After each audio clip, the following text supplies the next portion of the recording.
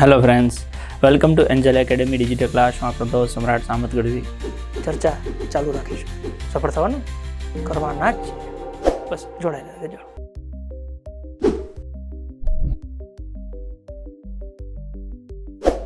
તો જ્યારે ઈશ્વરે કદાચ આપણને કંઈક અલગ બનાવ્યા હશે તો એની પાછળનું પણ મકસદ હશે. માની લો કે કોઈ પરિવારમાંથી આપણે જોઈ ન શકતા હોય, કોઈ બોલી ન શકતા હોય, કોઈ સાંભળી ન શકતા હોય, અથવા કોઈ અન્ય રૂપે આપણા કરતાં થોડાક અલગ પડતા હોય, તો જીવન તો એમનું આપણી જેવું જ છે.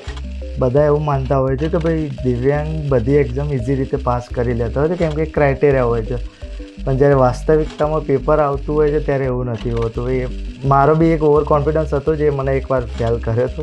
ભલે તમે દિવ્યાંગ છો તો એમ નહીં માની લેવાનું કે તમે એક જ ટ્રાયમાં પાસ થઈ જશો. 10 થી 12 કલાક આપવા પડશે. અને મેં મારી લાઈફને એઝ અ હંમેશા જનરલ કેન્ડિડેટ તરીકે જ રાખ્યું છે. મેં પોતાના કોઈ દિવ્યાંગ તરીકે માનીને તૈયારી કરી જ નથી. એટલા માટે જ હું અહીંયા આવ્યો હતો કે તો ભાઈ મારે નોર્મલ માણસ તરીકે જ તૈયારી કરી. મારે સોશિયલ મીડિયા 1 કે 2 આઈડી કદાચ હશે, ઇન્સ્ટાગ્રામ કે ફેસબુક. અહીંયા આવ્યા એના પહેલાં બેન કરી દીધું, પણ આજ સુધી અમે પાછું શરૂ નથી કર્યું.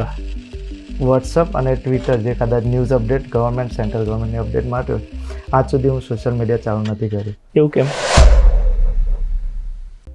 નમસ્કાર વિદ્યાર્થી મિત્રો, આજે એક સરસ મજાનો સંવાદ એવા પરિવારો માટે, એવા વ્યક્તિઓ માટે કરવાના છે કે જેમને કદાચ ઈશ્વરે થોડાક અલગ બનાવ્યા છે. સામાન્ય રીતે આપણે એક દિવ્યાંગ શબ્દ વાપરીએ છીએ. તો જ્યારે ઈશ્વરે કદાચ આપણને કંઈક અલગ બનાવ્યા હશે તો એની પાછળનું પણ મકસદ હશે. હવે એ પરિસ્થિતિમાં માની લો કે કોઈ પરિવારમાંથી આપણે જોઈ ન શકતા હોય, કોઈ બોલી ન શકતા હોય, કોઈ સાંભળી ન શકતા હોય, અથવા કોઈ અન્ય રૂપે આપણા કરતાં થોડાક અલગ પડતા હોય, તો જીવન તો એમનું આપણી જેવું જ છે. એ જીવનમાં સારી રીતે, વધારે સારું કઈ રીતે જીવી શકાય, એક પરિવારના પ્રેમમાં ઉછરેલું એ બાળક કે પોતાના પગ ઉપર ઊભું થઈ શકે, એના માટે સૌથી સરળ રસ્તો કે એક વે ઓફ લિવિંગ લાઈફ, કે જીવન જીવવાની એક સરળ પેટર્નમાં કંઈ ગોઠવાવું હોય તો શું થઈ શકે, એનું એક એક્ઝામ્પલ આપણી વચ્ચે આજે ઉપસ્થિત છે. જીગરભાઈ દેસાઈ ખાસ તમારી સાથે સંવાદ કરવા આજે ઉપસ્થિત થયા છે કે એમની જીવનમાં જે જર્ની રહી છે, એ અત્યારે જે હોદ્દા ઉપર બેઠા છે, જે કામ કરી રહ્યા છે, એને આધારે જીવનમાં શું ફરક પડી શક્યો છે અને આપણા જીવનમાં પણ શું ફેર પડી શકે છે, એ આ સંવાદના માધ્યમથી આપણે ચર્ચા કરીશું. તો તમારી જોરદાર તાળીઓ સાથે આવકારીએ છીએ જીગરભાઈ દેસાઈ. જીગરભાઈ, ખૂબ ખૂબ સ્વાગત છે આ પોડકાસ્ટમાં આપનું. નમસ્તે સર. એક જર્ની કેવી હોય છે પરિવારમાં, ક્યારે કોઈ દિવ્યાંગ વ્યક્તિ હોય તો એની જન્મથી માંડીને યુવાની સુધી, અને યુવાનીથી માંડીને જ્યારે જીવન પોતાના પગ ઉપર ઊભું થવાનું આવે ત્યારે કઈ કઈ પ્રકારની તકલીફો હોય છે, પરિવાર કેટલો સહભાગી થાય છે, સમાજ કેટલો ઉપયોગી થાય છે, એ બાબતે થોડી ચર્ચા કરવી છે. એની પહેલાં એક વખત આપનો નાનકડો પરિચય. મારું નામ દેસાઈ જીગર જક્ષીભાઈ, મૂળ વતન સિદ્ધપુર, ગામકોટ, રહેવાસી અમદાવાદ. મેં બીકોમ એમકોમ સુધીનો અભ્યાસ કરેલો છે અને સૌપ્રથમ મેં બિન સચિવાલય જુનિયર ક્લાર્કની એક્ઝામ પાસ કરી. ત્યારબાદ ઓનજીસીમાં જુનિયર એસિસ્ટન્ટ એકાઉન્ટ તરીકે હાલમાં કાર્યરત છું અમદાવાદ ખાતે. આ જર્નીની શરૂઆત કેવી રીતે થઈ? જર્નીની શરૂઆત જ્યારે મેં સૌપ્રથમ 2019માં ઓનજીસીમાં જુનિયર આસિસ્ટન્ટ મતલબ HR અને એકાઉન્ટ એ બધી ભરતીના ફોર્મ ભરેલા હતા. તો એકચ્યુઅલી સાહેબ કેવું કે બીકોમ એમકોમ મારું ઇંગ્લિશ મીડિયમમાં હતું, એટલે થોડું કોન્ફિડન્ટ હતો કે આપણને અંગ્રેજીને ગણિત તો આવડતું હોય, અને મેં માર્ક્સ બી એમાં સારા કવર કર્યા હતા, 67 100માંથી. ઓકે, પણ કેવું થયું જ્યારે ડોક્યુમેન્ટ વેરિફિકેશન કમ્પ્યુટર થયું ત્યારે ફાઇનલ રિઝલ્ટમાં નામ ના આવી શક્યું. ત્યારે હું એ મતલબ ફેમિલીમાં ઓવરઓલ બધી રીતે સપોર્ટિવ જ કરવા માગતો હતો, એક્ટિવ હતો, ભલે આ રીતના તકલીફ હોવા છતાંય. એ દિવસે મતલબ પગ નીચેથી આપણે જમીન ખસી ગયું કે ભાઈ હવે આપણું ફેમિલી બીજા બધા સેટલ હોય, આખું કુટુંબ બધી બાજુથી, જ્યારે આપણું ફેમિલી પાછળ હોય. ત્યારે મેં મારા એક કઝિનને બીજા દિવસે ફોન કર્યો કે ભાઈ મારે કોઈ પણ સરકારી નોકરી પાસ કરવી છે, કેમ કે આજે એક ચાન્સ હતો એ મારા હાથમાંથી જતો રહ્યો છે. છેક લાસ્ટ લેવલ સુધી આવ્યો હતો. તો એમણે સૌપ્રથમ તમારું જ નામ લીધું હતું કે ભાઈ તમારા માટે જો વ્યવસ્થિત હોય તો સામત ગઢવી સાહેબ સાથે, ભલે મારા ઘરે વાંચવાની સગવડ બધી હતી, તો એમણે કીધું કે ના તું અહીંયા ભણ, થોડું કાઠું પડશે, તકલીફ પડશે થોડી, પણ કે તું કરી લઈશ એમ. પછી મેં મારા મધરને વાત કરી, મમ્મીએ કીધું કે વાંધો નહીં, ફાધરને બધાને એપ્રુવલ મળી, એ લોકો મૂકવા આવ્યા. અને આ ભણવાની બાબતમાં પહેલાંથી એ લોકો સપોર્ટિવ હતા એમ, કે કદાચ કષ્ટ પડે ભલે મારા માટે, તો બી એ સહન કરી લે એવા હતા કે ગમે તેવું હોય તો વાંધો નથી. પરિવારની આર્થિક પરિસ્થિતિ તમે પગભર થયા એની પહેલાં કેવી હતી? એના પહેલાં એવું હતું કે મારો મોટો ભાઈ પ્રાઇવેટમાં નોકરી કરતો હતો અને પપ્પા ડ્રાઇવિંગ લાઇનમાં હતા. બટ આર્થિક પરિસ્થિતિ જોવા જઈએ તો નબળી તો હતી ઓબ્વિયસલી. એના માટે જ આ લેવલે સુધી પહોંચવાની મેં એક ધગસ હતી, જે અંતે થોડી પ્રયત્ન કર્યા, 3-4 વર્ષની મહેનત પછી છેલ્લે પૂરા થયા. જ્યારે તમે તૈયારી શરૂ કરી, ઓકે, એની કમ્પેરિઝનમાં અત્યારે સરકારે ખાસ કરીને દિવ્યાંગોની આખી અલગથી ભરતી ચાલુ કરી છે. ઓકે, એટલે માની લો કે ગુજરાતમાં જેટલા પણ આપણા દિવ્યાંગ ભાઈઓ બહેનો છે એમના માટે આમ જોઈએ તો અત્યારે સુવર્ણ તક માની શકાય. સુવર્ણ ગોલ્ડન તક. તમે જે પણ આપણા દિવ્યાંગ ભાઈ બહેનો છે એ બાબત એમની સાથે કઈ રીતે શેર કરી શકો? હું એમને એમ જ કહેવા માંગીશ કે સૌપ્રથમ બધા એવું માનતા હોય છે કે ભાઈ દિવ્યાંગ બધી એક્ઝામ ઇઝી રીતે પાસ કરી લેતા હોય છે, કેમ કે ક્રાઇટેરિયા હોય છે. પણ જ્યારે વાસ્તવિકતામાં પેપર આવતું હોય છે ત્યારે એવું નથી હોતું. ભાઈ એ 80 માર્ક્સ કે 100 માર્ક્સ જે નીચું કટું હોય એ લાવવું બી અઘરું પડતું હોય, કેમ કે એમાં બી સી કેટેગરીમાં અમારે પેલી કોમ્પિટિશન વધારે હોય છે. તો મારો બી એક ઓવર કોન્ફિડન્સ હતો જે મને એકવાર ફેલ કર્યો હતો. પણ હું એમ જ કહીશ કે ગમે તેવું હોય, દરેક કોઈ પણ ભરતી પાસ કરવી હોય તો એમાં તમારે 10 થી 12 કલાક, ભલે તમે દિવ્યાંગ છો તો એમ નહીં માની લેવાનું કે તમે એક જ ટ્રાયમાં પાસ થઈ જાઓ છો. 10 થી 12 કલાક આપવા પડશે. હવે જ્યારે તમે આ ફિલ્ડની શરૂઆત કરી હશે, એવી જ રીતે માની લો કે કોઈ અત્યારે ઘરે બેઠા છે, હજી સુધી સરકારી નોકરી વિશે કંઈ અનુભવ નથી, ખાલી બસ સાંભળ્યું છે કે સરકારી નોકરી હોય તો શાંતિ. શું ખરેખર એ વસ્તુ સાચી છે? તમે ધારો કે સરકારી નોકરી નહોતા કરતા અને અત્યારે સરકારી નોકરી કરો છો, તો એમાં તમને શું ફરક મહેસૂસ થાય છે? ફરક એ છે કે મેં કોલેજ લાઈફ સુધી મતલબ પબ્લિક આવતી જતી હોય, હસતી હોય, બધું ઘણું રીતે મેનેજ કરેલું હતું. પણ એ પહેલાંની કમ્પેરિઝનમાં અત્યારે 20-25% જેટલું ઓછું થયું. એ રહેવાનું તો ખરા, સમાજમાં બધું, પણ આપણે બધું ધ્યાનમાં આપવાનું હતું નથી. જ્યારે માણસ મારી જોડે વાત કરે, રસ્તામાં ઊભો હોય, ત્યારે એને ખબર પડી કે આ માણસ કયા લેવલનો હતો. એ વખતે આપણે કંઈ જવાબ ના બતાવી શકતા કે ભાઈ ચલો BCom M.Com ભણેલ. પણ અત્યારનો આપણે સ્ટેજ પૂછીએ, એ પૂછે તો ખબર પડે કે ભાઈ હા, માણસ કેટલો કેપેબલ છે એમ. એટલે સરકારી નોકરી અથવા કોઈ પણ તમે હાયર લેવલે પહોંચો તો એ તમારું ઓબ્વિયસલી તમારો જીવનનો પર્સપેક્ટિવ આખો બધાની નજરમાં તમે કેટલામાં છો બધું ચેન્જીસ આવી જાય. પરિવારમાં તમે નોકરી નહોતા કરતા ત્યારે અને હવે નોકરી લાગ્યા પછી શું મહેસૂસ થાય છે? મહેસૂસ એ જ છે કે ફેમિલી તો ઓવરઓલ મારું બેકગ્રાઉન્ડ, મારા અંકલને બધા કોર્પોરેટમાં જ હતા, બધાનો ફૂલ સપોર્ટ પહેલાંથી જ હતો. બટ હવે એવું લાગે છે કે જે દૂરના કુટુંબવાળા હોય એ બી ટચિંગમાં, બધાનું તો કહું આપણો એવો સ્વભાવ છે કે હોવા જ જોઈએ. બટ એ વખતે આપણે તૈયારીમાં હોય, એમનો ટાઈમ ના મળતો હોય. લોકો અત્યારે સામેથી પૂછવા કે ભાઈ અમારા છોકરાને કઈ રીતના તૈયારી કરવી. અને મેં મારી લાઈફને એઝ અ હંમેશા જનરલ કેન્ડિડેટ તરીકે જ રાખ્યું છે. મેં પોતાને કોઈ દર દિવ્યાંગ તરીકે માનીને તૈયારી કરી જ નથી. એટલા માટે જ હું અહીંયા આવ્યો હતો કે ભાઈ મારે જ નોર્મલ માણસ તરીકે જ તૈયારી કરી. આપણા મગજમાંથી વિચાર જ કાઢી દીધો હતો. બરાબર. પરિવારને આમ ચિંતા હોય, નોકરી આવ્યા પછી એ ચિંતામાં ફેરફાર દેખાણો? ઘણો બધો સાહેબ. એ જ્યારે સચિવાલયને આવી ત્યારે તો એમનો ઓબ્વિયસલી ખુશ જ હતા બધી રીતે, અને શાંતિ થઈ ગઈ હતી કે ચલો ભાઈ હવે વાંધો નહીં, કુટુંબવાળાને બધાના ફોન આવ્યા. બટ એના પછી સેમ કે તમે જે અહીંયા 10-12 કલાકની રીડિંગમાં મહેનત કરી, એ જ વસ્તુ મેં જ્યારે ONGCનું ટાઈપિંગ આવ્યું, જે હું પહેલાં લેવલમાં ફાસ્ટ થયો, તો એ ટાઈપિંગ વખતે સચિવાલયનું ટાઈપિંગ પત્યા પછી પણ મેં 10 થી 12 કલાક ટાઈપિંગમાં આપ્યા. બરાબર. જ્યારે મારા કુટુંબમાં બીજા ક્યાંક પ્રસંગ હતા, બીજા તૈયારી કરવા, એ લોકો એન્જોય કરી શકતા હતા, હું નહોતો કરી શકતો. ફેમિલીવાળા એ વખતે ઇમોશનલ બી થઈ ગયા હતા એમ કે એ લોકો એન્જોય કરી શકે છે પ્રસંગ. હું નહોતો ગયો, એક પણ પ્રસંગ બધા 1 વર્ષમાંથી બધા કાપી દીધા હતા. પણ ટાઈપિંગ મેં ઉનાળામાં 12 કલાક કરેલું છે. તો એનું પરિણામ તમને પાછું મળ્યું? હા, ખતરનાક મળ્યું. અને એ જ્યારે રિઝલ્ટ આવ્યું ત્યારે મતલબ ઘરમાં બધા આમ રોઈ જ ગયા હતા, એમ ખુશીના આંસુ કહેવાય એમ. ત્યારે ખબર કે હવે વાંધો નથી, એમ ચલો બધું સેટ થઈ ગયું. એક નિરાંત થઈ જાય કે જિંદગીભરની હવે આપણા દીકરાની ચિંતા નથી, એના પગ ઉપર ઊભા થઈ ગયા છે. અને એક મારે નોકરી મળવાથી ખાલી મારું નહીં પણ મારા મામા બધા કુટુંબ ઓવરઓલ બધાનો એમ બધા હવે વિશ્વાસ આવી ગયો ભાઈ ચલો હવે વાંધો નહીં, આ રીતે કરી દેશે એમ. જેમ તમારું એક ફેમિલી છે, હમ. એમાં તમે એક વ્યક્તિત્વ હતા, એવી રીતના ગુજરાતમાં ઘણા બધા પરિવારો છે કે જેમાં કોઈ આવી રીતના એક વ્યક્તિ છે જેને પરિવારે સાચવવા પડે એવા છે. એ પરિવારને તમે શું સજેસ્ટ કરી શકો? પરિવારને એક જ વસ્તુ કે મોટા ભાગે મા બાપ અમુક વાર છોકરાને મતલબ ભણાવવા એ તકલીફ હોય એને, બટ એને ભણવા માટે જે પૂરતી એને થોડો મોટિવેટ તો કરવું જ પડશે લાઈફ માટે. એ વિચારતો જ હોય કે ભાઈ હું આવો છું ને તેવો છું એમ. પણ મારા મા બાપે મને પહેલાંથી જનરલ મતલબ નોર્મલ માણસોની સ્કૂલોમાં મૂક્યો છે, અને એ બી સ્ટ્રીક. તમે જે રીતે અહીંયા સ્ટ્રીક હતા એ રીતે મારા ફાધર પહેલાંથી સ્ટ્રીક હતા, એમ સહેજ બી ચલાવી લેવા એમ નહોતા. એ લોકોએ ઓલવેઝ ભણવા માટે ટ્રાય કર્યો, મારા મોટાભાઈ માટે કર્યો અને મારા માટે કર્યો. પણ મને એમને કે ભાઈ કીધું કે તારે કરવું જ પડશે, એના વગર છૂટકો જ નથી એમ.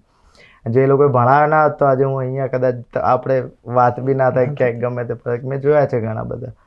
અને લોકો મા બાપે થોડો જો ભણવામાં સપોર્ટ કરે તો છોકરું થોડું મોટિવેટ થાય. છોકરાને તો શોખ હોય જ, એવું નથી ના હોય, પણ તમે જેટલું એના એજ્યુકેશન પાછળ એ બધું કરો એટલો ઘણો ફાયદો થાય.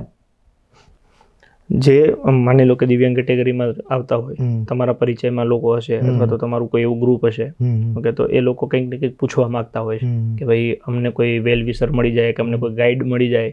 ઓકે, અત્યારે હવે તમે એ અવસ્થાએ આવી ગયા છો કે તમે કોઈને ગાઈડ કરી શકો અથવા તો તમે કોઈના રોલ મોડલ તરીકે અત્યારે તમને લોકો જોતા હોય, તો એવા લોકોને માની લો શરૂઆત કરવી હોય તો તમે એમને એવી શું 2-5 વસ્તુ કહેશો કે ભાઈ આટલી વસ્તુ ધ્યાનમાં રાખજો? જેમ તમારી સાથે વાત કરી તો તમે કીધું કે ભાઈ 1 વર્ષ સુધી બધાએ આવા જવાના પ્રસંગો કાપી નાખ્યા, 12-14 કલાકની રોજની મહેનત થઈ, વિષયો શરૂ કરવાનું છે તો વિષય નથી આવડતો એવો ડર હોય. ખરેખર એ વાસ્તવિકતા છે કે મહેનત કરવાથી આવડી જાય છે? એ તમારો જીવનનો જે તૈયારીનો અનુભવ છે એ કેવો રહ્યો? હા, હું એક કહીશ કે વિજ્ઞાન અને ટેકનોલોજી મારો વીક પોઈન્ટ હતો, સૌથી વીક. મેં એટલે જ સાયન્સ કદાચ લીધું જ નહોતું. બટ જ્યારે તમારા ક્લાસીસ અટેન્ડ કર્યા અને તમે કદાચ એક વખત ચાલુ ક્લાસમાં મને ક્વેશ્ચન બી પૂછેલા હતા, બટ એ બધા આવડી ગયા, કોન્ફિડન્સ મારો આપોઆપ આવી ગયું હતું. તો દરેક સબ્જેક્ટ બધા પહેલાંથી આપણને આવડતા હોય એવું ઓબ્વિયસલી હોતું જ નથી. ઇવન ગણિત અંગ્રેજી મને આવડતું હોય, પણ જે કોમ્પિટિશન લેવલે કેટલા માર્ક્સે મતલબ કેટલા ટાઈમમાં એ ક્વેશ્ચન સોલ્વ કરવું, એ તમે જ્યારે ક્લાસીસમાં બેઠા હોય અને તમે પદ્ધતિસર એની મહેનત કરી હોય તો જ એટલા લેવલ સુધી પહોંચે. જો વિજ્ઞાન અને ટેકનોલોજી જો મને નહોતો આવડતું, એ કદાચ હું એમાં સક્સેસ થઈ ગયો કે મને યાદ રહેવા માંડ્યું, કેમ કે મેં લખીને મહેનત કરી. એ ઘરે કદાચ હું નહીં કરતો, મારા ઘરે સુવિધા હતી સાહેબ બધી લખવાની વાંચવાની, પણ એક માહોલ જે અહીંયા મળ્યો એ ઘરે ના મળી શકે તેમ. એટલા માટે તો કોઈ વ્યક્તિ માની લો કે તૈયારી કરવા માંગે છે, એવું માને છે કે વિષય અઘરો છે, તો ખરેખર એની માનસિકતા છે. હા, એ માનશે, એ તો હું કહી શકું માનસિકતા. જો એ બેસશે અને એક વખત ચાલુ કરશે, દિવસો આપશે, તો એ વિષય એનો સરળ થઈ જશે. હવે માની લો કે કદાચ કોઈ વ્યક્તિને એવું લાગતું હોય કે ભાઈ તૈયારી કેમ નહીં કરાય, તો સિમ્પલ વસ્તુ છે, 10 થી 12 વિષય છે. ઓલ ઓવર ગુજરાત લેવલે જેટલી પણ એક્ઝામો લેવાય છે એ 10 થી 12 વિષયોમાં માની લો કે તમે ગણિતને લઈ શકો, રિઝનિંગને લઈ શકો, બંધારણ છે, ઇતિહાસ છે, ભૂગોળ છે, વારસો છે, વિજ્ઞાન છે, કરંટ અફેર્સ છે, રમત જગત છે, પછી ગુજરાતી ને ઇંગ્લિશ. એક વિષય તમે મહિનામાં એક વિષય કરો ને તો 12 મહિનામાં 12 વિષય પતી જાય. અને લગભગ મોટા ભાગે વિષય મહિનામાં પતી જાય. શું કરવું પડે તો કે 24 કલાકના શેડ્યુલમાંથી તમે 8 કલાક ઊંઘના કાઢ નાખો, 2 કલાક જમવામાં નાવા ધોવામાં કાઢ નાખો, એના પછી તમારી પાસે 14 કલાક વધે છે. તમારે 1 વર્ષ ડેડિકેશન સાથે એ 14 કલાકમાંથી મેક્સિમમ કેટલું આપી શકો છો? 8 કલાક, 10 કલાક, 12 કલાક, 14 કલાક. ઘણા લોકો 14 16 કલાકે કરતા હોય છે. તમે તૈયારી દરમિયાન મેક્સિમમ કેટલા વર્ષ તૈયારી કરેલી? મેં મારું મેક્સિમમ આઉટપુટ 12 કલાકનું આપેલું છે, પણ એ મારું શેડ્યુલ હતું એ સેટ થઈ ગયું હતું, સ્લીપિંગ શેડ્યુલ. અને મને ખબર હતી કેમ કે હવે વધારે ખેંચીશ તો કદાચ હેલ્થ એ મારું પોતાનું ધ્યાન બી રાખવાનું હતું. 12 કલાકમાં મારા માટે મારા લેવલે ખેંચાઈ જતું હતું એમ. પણ બીજી એક વાત કહેવા માંગી સાહેબ કે હું જ્યારે અહીંયા આવ્યો એ પહેલાં કદાચ મારે સોશિયલ મીડિયા 1 કે 2 આઈડી કદાચ હશે, ઇન્સ્ટાગ્રામ કે ફેસબુક. અહીંયા આવ્યા એના પહેલાં બેન કરી દીધું, પણ આજ સુધી અમે પાછું શરૂ નથી કર્યું. વોટ્સઅપ અને ટ્વિટર જે કદાચ ન્યૂઝ અપડેટ ગવર્મેન્ટ સેન્ટ્રલ ગવર્મેન્ટની અપડેટ માટે હોય, આજ સુધી હું સોશિયલ મીડિયા ચાલુ નથી કર્યું. એવું કેમ? બસ રસ જ નથી. જે બેઝિક આપણું ઓરિજિનલ નજીકનું ફેમિલી છે એ સાથે જ જોડાણ સંલગ્ન થાય છે. બરાબર. આમ અહીંયા તૈયારી કરવા આવ્યા એની પહેલા ઘરે મોબાઈલનો મિસયુઝ થતો તો કેવું કંઈ હતું? હા, 4-5 કલાક માર બગડતા, 4-5 કલાક બગડતા ડેલી બગડતા. અહીંયા આવ્યા પછી બંધ થઈ ગયું? હા, અને એ બી મોટા ભાગે રાતે જ બગડતા. દિવસે તો ચલો કોલેજ ટ્યુશન એ વખત ના થતું, પણ રાતે બગડતા. બરાબર. પણ એ તમારું જે શેડ્યુલ હતું જો કે એ પ્રમાણે એ આજ મેં પાડી રાખ્યું છે કે હું સોશિયલ મીડિયા ક્યારે યુઝ નહીં કરું. બહુ સરસ. એટલે આમ સોશિયલ મીડિયા ઉપયોગ કરી જાણીએ અને એના ઉપર કંટ્રોલ રાખીએ તો દુનિયા છે, પણ જો એમાં સહેજ આડાવડા થયા તો તમારી દુનિયા ચોક્કસ બગડી જાય એ ફાઇનલ છે. અને હવે તો દુનિયાના દેશો આ બાબતે ચિંતા કરવા માંડ્યા છે. હમણાં જ ઓસ્ટ્રેલિયાએ કંઈક એવો નિર્ણય લીધો છે કે ભાઈ 16 વર્ષથી નાની ઉંમરના જેટલા પણ લોકો સોશિયલ મીડિયા વાપરે છે એ લોકો બેન થાય. આશા રાખીએ ભારત સરકાર પણ આમાંથી પ્રેરણા લે, કેમ કે અત્યારનું જે નાનું બાળપણ, તરુણ અવસ્થા સુધીના જે છોકરાઓ છે બહુ વાસ્ટ લેવલે, બહુ મોટા પાયે પોતાની જિંદગી બરબાદ કરી રહ્યા છે. રીલ્સ બનાવી કે રીલ્સને શેર કરવી, વાયરલ કરવી, જે વાસ્તવિક દુનિયાથી તદ્દન અલગ છે. ઓકે, પણ તેમ છતાંય માતા પિતાને પણ આપણે વિનંતી કરીએ કે પોતાના બાળકને થોડું કાળજી રાખાવો. આ ઉપરાંત માની લો કે કદાચ આપણે તૈયારી શરૂ કરીએ, કદાચ નાના મોટા વિઘ્ન આવે તો એ દરેકનો રસ્તો છે. બીજું કે તૈયારી કરવી એ તકલીફની વાત નથી. જો તમે ઈચ્છાથી કરો તો મજા છે, અને પરાણે કરો તો એનાથી મોટી કોઈ ભૂંડપ નથી. એટલે જે વ્યક્તિ જાતે ઈચ્છે કે મારે તૈયારી કરવી છે તો એ તમારી જે મહેનત છે એ ફળીફૂળ થશે, કે એમાં તમને પરિણામ મળશે. પરાણે ઘરના તમને ક્યાંક મહેનત કરો ને તમે કરો તો એમાં ભલીવાર નહીં આવે. પહેલાં અંદરથી પ્રેરણા ઉત્પન્ન કરવી પડે કે હું શું કરવા મહેનત કરું. ચલો આ 12 વિષય તૈયાર કરી લઈશ, પરીક્ષા આપીશ, પાસ થઈશ, નોકરી આવશે તો મને શું ફાયદો થશે. જે તમારા જીવનમાં નોકરી આવી, તમને શું બેનિફિટ થયા? બેનિફિટ છે કે હું બહાર, હવે તો સેન્ટ્રલ ગવર્મેન્ટમાં છું એટલે ત્યાં અધિકારીઓ જોડે બધા જોડે નોલેજ મળતું હોય અને દરેક દિવસે નવું શીખવાનો ટ્રાય થતો હોય છે.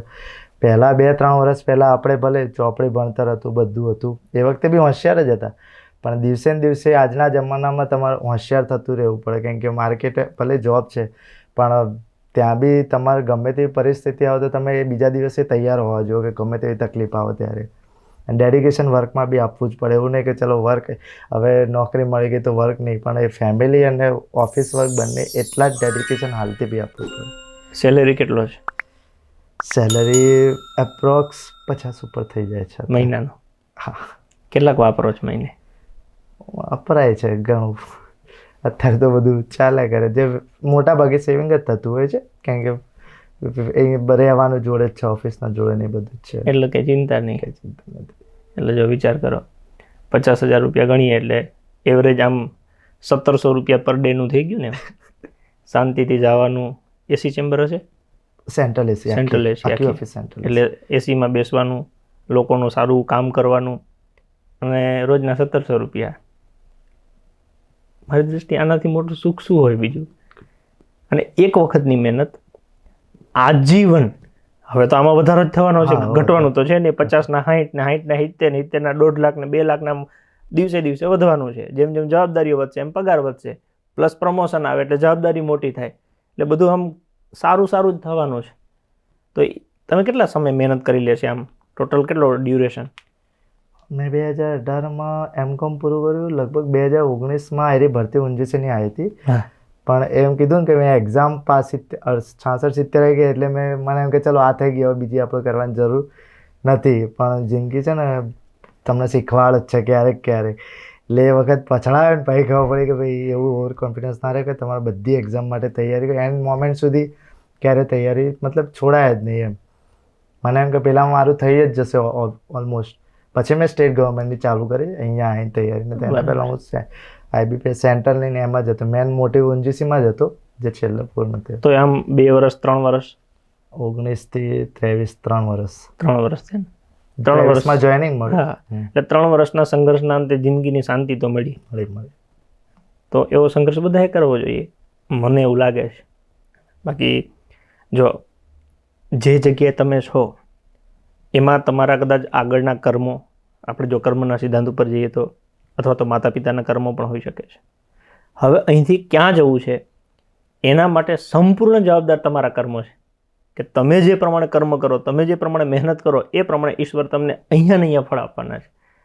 હા, રોવું હોય તો રોવા માટે અઢળક બહાના છે, પણ મારે સંઘર્ષ કરવો છે તો એના માટે એક જ બહાનું છે કે ઈશ્વરે મને મનુષ્ય અવતાર આપ્યો છે તો મરતા પહેલાં કંઈક એવું કરીને જવું છે કે જેનાથી હું મારી જાતને, મારા પરિવારને, કુટુંબને, સમાજને અને આ રાષ્ટ્રને કંઈક ઉપયોગી થઈ શકું. જો એ માનીને, એ વિચારીને પ્રયત્ન કરશો તો સફળતા ચોક્કસ મળશે, અને એ તમારી જે સફળતા છે એનો પ્રકાશ આખા સમાજ અને રાષ્ટ્રને ક્યાંક ને ક્યાંક ઉપયોગી થશે. આજે જીગરભાઈએ મહેનત કરી તો એ પોતે પોતાના પગ ઉપર આત્મનિર્ભર બન્યા, પરિવારને એક સાંત્વના આપી કે ચિંતા કરવાની જરૂર નથી, હું બેઠો છું. ઓકે, માતા પિતાની જવાબદારી આ માણસ બખૂબી નિભાવી શકશે, કે પરિવારમાં કંઈ પણ નાનું મોટું હશે તો એ માણસ સાચવી લેશે, કેમ કે પોતે આત્મનિર્ભર બન્યા. હવે એ તમને પ્રેરણા આપે છે કે જો હું બની શકું છું તો તમે કેમ નહીં. એટલે તમારે પણ જીગરભાઈની જેમ ચોક્કસ મહેનત કરવી જોઈએ, ચોક્કસ સફળ થવું જોઈએ અને ચોક્કસ પોતાની જવાબદારી પોતાના આત્મનિર્ભર પોતાના પગ ઉપર લેવી પડે. અને કોશિશ કરશો તો જીગરભાઈની જેમ તમે પણ અહીંયા સામે બેઠા છો, આપણે તમારી સાથે પણ સંવાદ કરતા હશું. અંતે જીગરભાઈનો ખૂબ ખૂબ આભાર માનીએ છીએ. જીગરભાઈ, કઈ 2-3 લાઈન છેલ્લી આપ કોઈ મિત્રોને સંદેશો આપવા માંગતા હો? દરેક મિત્રોને એટલું જ કહેવા માગીશ કે મહેનત હંમેશા સદાતર કરવી જ જોઈએ. એના વગર કોઈ ઓપ્શન જ નથી જિંદગીમાં, કોઈ પણ ફિલ્ડમાં હો. અને ડેડિકેશન આપ્યા વગર રિઝલ્ટ ક્યારેય મળવાનું જ નથી. બાય ચાન્સ 1% કોઈક હશે એને કદાચ મળી જશે, પણ 99% આપણે મહેનત કરવી જ પડશે.